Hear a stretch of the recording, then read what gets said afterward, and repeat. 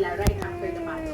Yes, right after na follow kita, after ko na mapagod sila ni mama. Kailangan lumabas sa bibig talaga nila. O bakit ginawa ni mama yun sa'yo? Kasi ganito yung ginawa ko.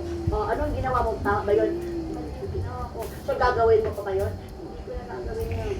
Kailangan manggagaling sa... Kuha yung mga anak, ano? Oo. Kailangan magagaling sa bibig yun.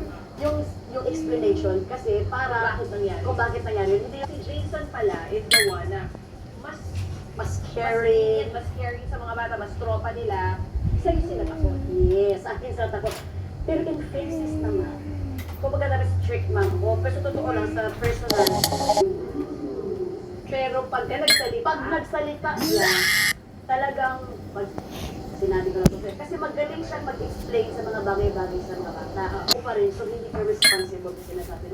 May pasensya sa pag-explain ng gano'n ako kasi hindi ko alam kung pag sinabi ko, ha! galit ka agad. Agad ako.